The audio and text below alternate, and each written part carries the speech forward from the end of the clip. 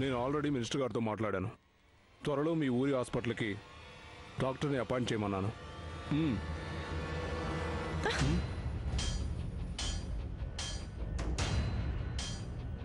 నేను మళ్ళీ మాట్లాడతాను.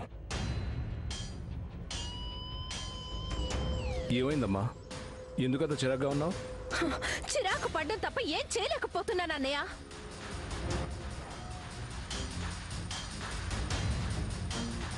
ఏం జరిగిందో అర్థమయ్యేలా చెప్పమ్మా.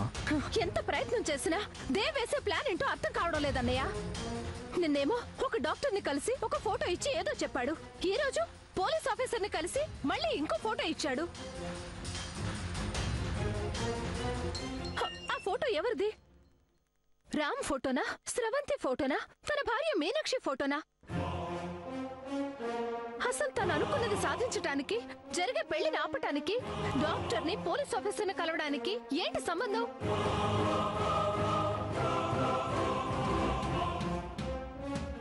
వాళ్ళు ఏ విధంగా దేవుకి ఉపయోగపడతారు? ఇంతకు ముందు అన్ని విషయాలు చెప్పేదేవ్ ఇప్పుడెందుకు ఏమీ చెప్పట్లేదు?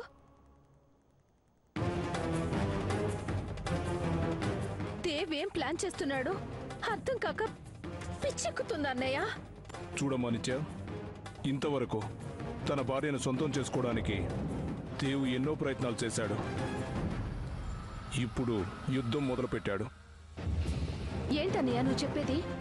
అవునమ్మా, కురుక్షేత్ర యుద్ధంలో పద్మవ్యూహం పన్ని పథకం ప్రకారం ఆ వ్యూహం తెలిసిన అర్జునుడిని దూరం చేసి అభిమన్యుణ్ణి మట్టుబెట్టినట్టు ఈసారి దేవు వేసే ప్లాన్కి తన భార్య తన సొంతం అవ్వడమే కాకుండా మీనాక్షి తన దగ్గరకు రాకుండా అడ్డుపడుతున్న ప్రతి ఒక్కరూ కోలుకోలేని విధంగా దెబ్బతినడం మాత్రం కన్ఫర్మ్.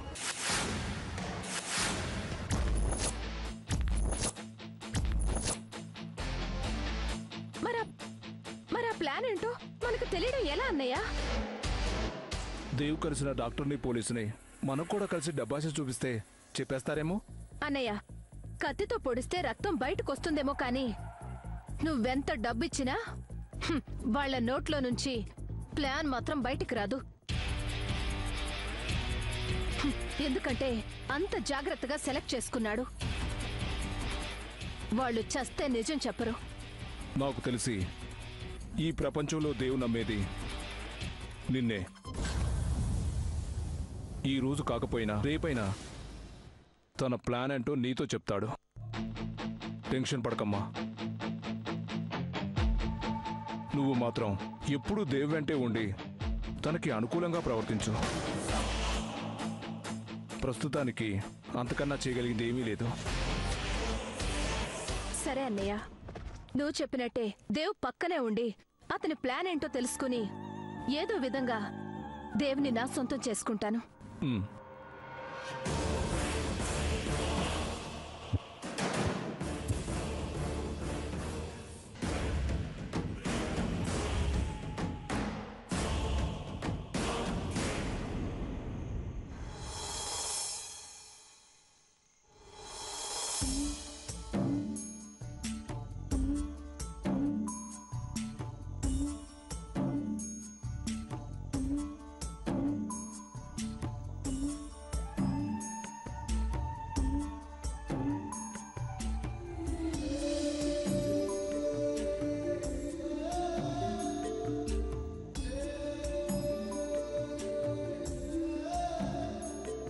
ఆహా, పండు వెన్నెల, చెట్ల నుంచి వీచే చల్లని గాలి. పల్లెటూరు వాళ్ళు ఎంత అదృష్టవంతులు మాయా. సిటీలో ట్యూబ్లైట్ల కాంతి తప్ప కనీసం పౌర్ణమి రోజు కూడా చంద్రుని చూడలేం.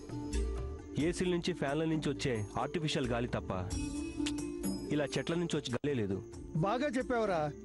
ఈ ప్రకృతిలాగే పల్లెటూరు పలకరింపు కూడా స్వచ్ఛతగా ఉంటుంది. అవునరా, అసలు మీరిద్దరూ ప్రేమించి పెళ్లి చేసుకోబోతున్నారని మీ అమ్మ చెప్పింది. అసలు మీ ఇద్దరి పరిచయం ఎలా ఏర్పడిందిరా? మీ మధ్య ప్రేమ ఎలా మొదలైంది?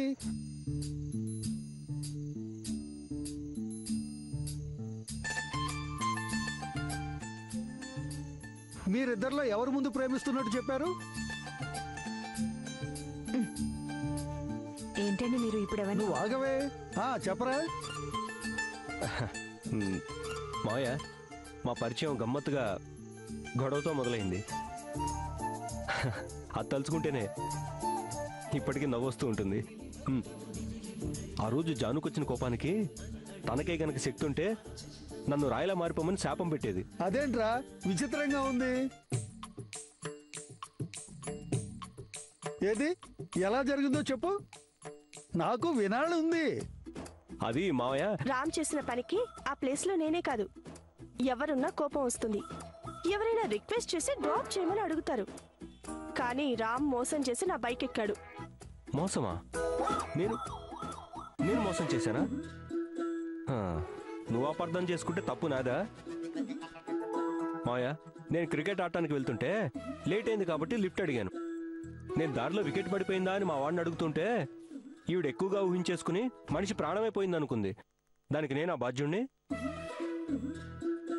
ఆహా, అది సరే. మరి రోడ్డు మీద నేను పాపని కాపాడితే నేను చెప్పేది వినిపించుకోకుండా ఆ పాప నా కూతురు అనుకుని అపార్థం చేసుకుందే కాకుండా అనాథాశ్రమానికి వచ్చి తెగ గొడవ చేసావు. దాన్నేమంటారు? అలా అపార్థం చేసుకోవడం తప్పే కదరా. నువ్వు కూడా ఏంటి మావయ్య, ఆ ప్లేస్లో జాను తప్ప పాప తల్లిదండ్రులే లేరు కాబట్టి ఆ పాప తన పాపే అనుకున్నాను. మావయ్య, మరి అలా అన్నప్పుడు ఈ పాప మా పాప కాదండి, యాక్సిడెంట్ జరగకుండా కాపాడాను అని చెప్పొచ్చు కదా. చెప్పకపోతే నాకెలా తెలుస్తుంది మావయ్య? చెప్పే అవకాశం తమరెక్కడిచ్చారు? ఏదో కోర్టులో జడ్జి తీర్పు చెప్పినట్టు నీ పాటికి నువ్వు మాట్లాడి వెళ్ళిపోయావు. ఆహా, నువ్వేదో తక్కువ తిన్నట్టు.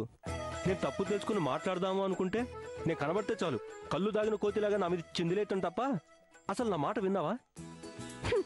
అసలు ఈ ఆడవాళ్ళు ఎంత మావయ్య? అవునవును, అసలు ఈ ఆడవాళ్ళు అంతేరా. గోరంత దాన్ని కొండంత చేస్తారు. ఎంతసేపు కాలికి వేలికేసి గొడవ చేసుకోవడం తప్ప మన మాట వినిపించుకోరు. ఏమయ్యా రామ్, ఏంటి ఆడవాళ్ళని అంటున్నావు? అయినా నా కూతుర్నంటే నేను అసలు ఊరుకోను. చూశారు మావయ్య, ఎంతైనా వాళ్ళు ఒకటి. అప్పుడే సపోర్ట్ మొదలైపోయింది.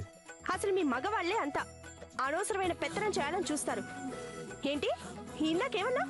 నేను కళ్ళు తాగిన కోతినా? నేను కోతినైతే నువ్వేంటి? ఇదిగో, నన్నేమన్నానంటే మర్యాదగా ఉండదు.